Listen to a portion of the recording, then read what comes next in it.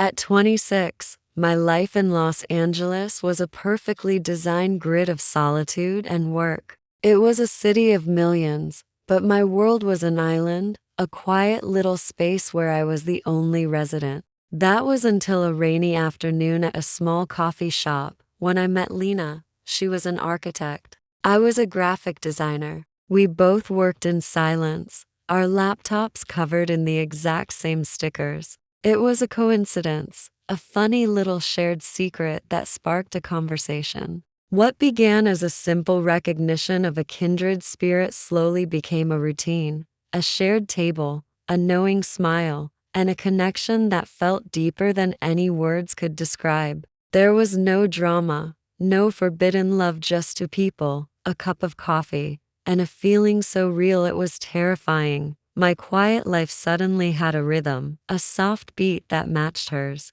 What happens when your perfectly designed world gets turned upside down?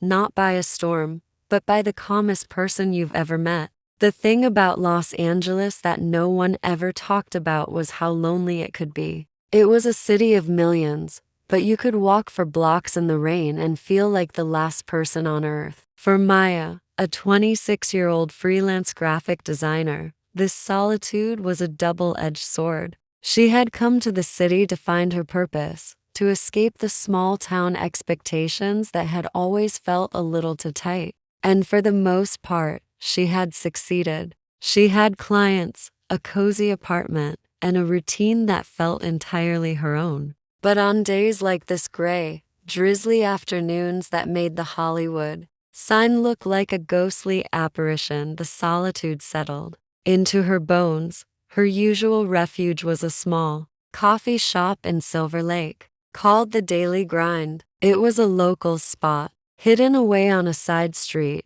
with mismatched wooden tables and a smell that was a comforting mix of roasted coffee beans and old books. Most days, it was the perfect place to work. Today, however, her creative block was as thick as the LA smog. She stared at her laptop screen, a half-finished logo mock-up glaring back at her, and sighed. Her coffee cup was empty, the ice in her cold brew long since melted into a watered-down ghost of its former self. Just as she was about to pack up, the bell above the door chimed, and a woman stepped inside, shaking the rain from her oversized hoodie. Maya didn't think much of it until the woman headed to the table directly across from her. It was the only empty one left.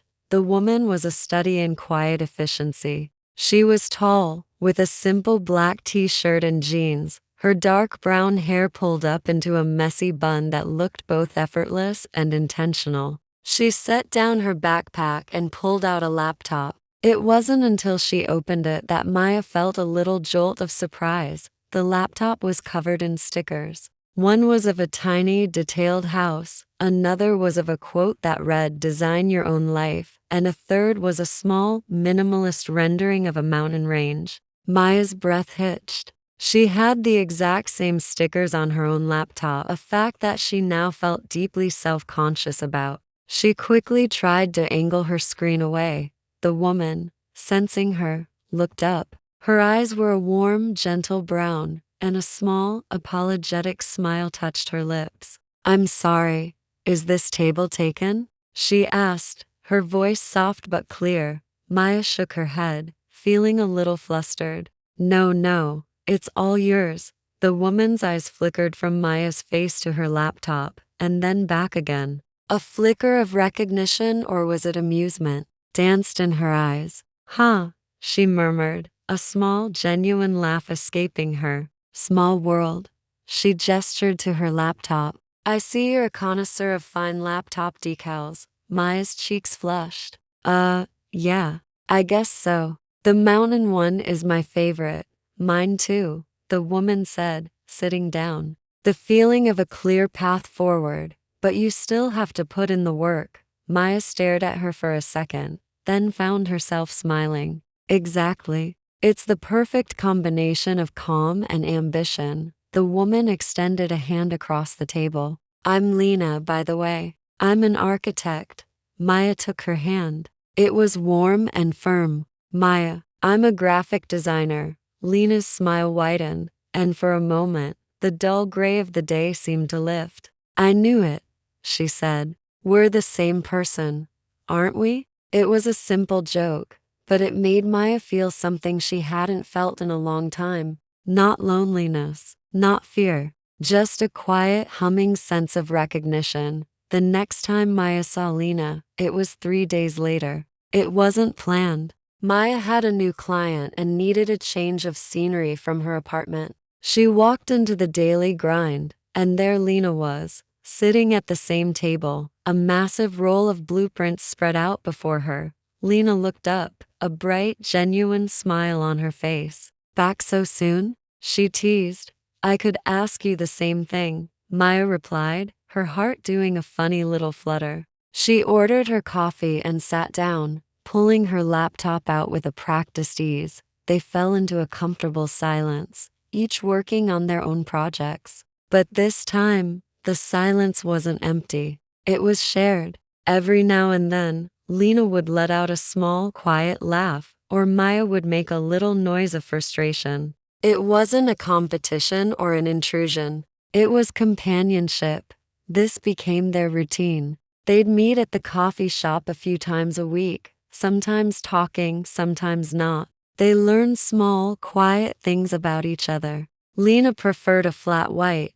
Maya was a cold brew devotee. Lena was working on a design for a new apartment complex in Santa Monica. Maya was struggling with a logo for a pretentious organic dog food company. Their conversations were easy and natural, like two parts of the same whole finding each other. They talked about their favorite movies and their least favorite clients. They shared stories about what brought them to LA, and they both admitted, without saying it out loud, that the city was a much bigger and scarier place than they had imagined. One afternoon, after a particularly long work session, Lena sighed, rolled up her blueprints, and leaned back in her chair. I can't look at this anymore. My brain is turning into concrete.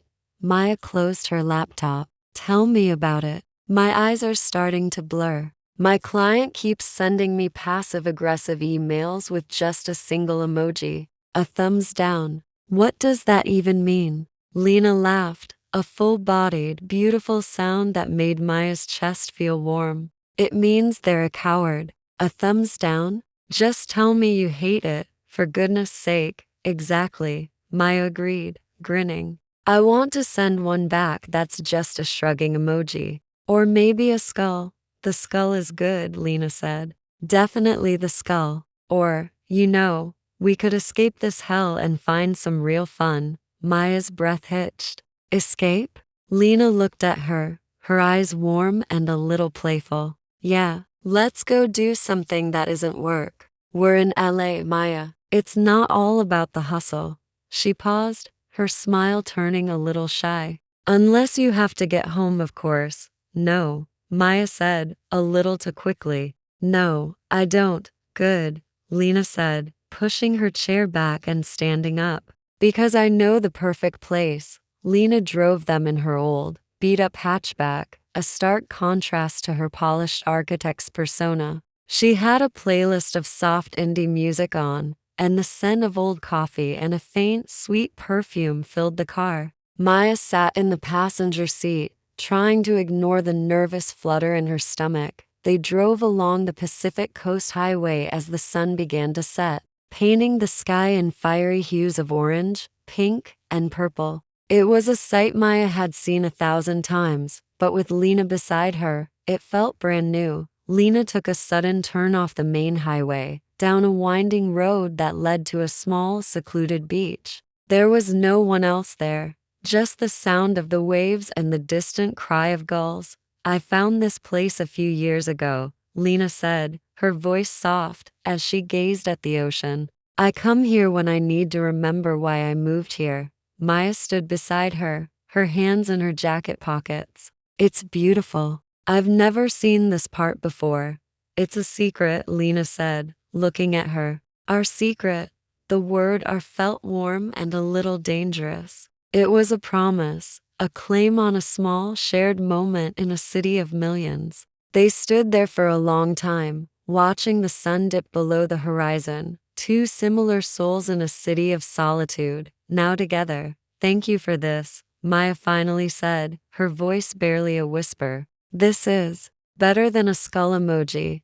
Lena laughed. The sound carried on the ocean breeze. Much better. There's a taco truck down the road that makes the best tacos in the city. We could go there if you're hungry. Maya nodded, a genuine smile on her face. I'm starving. As they walked back to the car, the silence between them was different. It wasn't the silence of strangers working near each other. It was the silence of two people who had found something precious, something they didn't quite have words for yet. In the vast, lonely city, they were starting to build a world of their own, one shared secret at a time.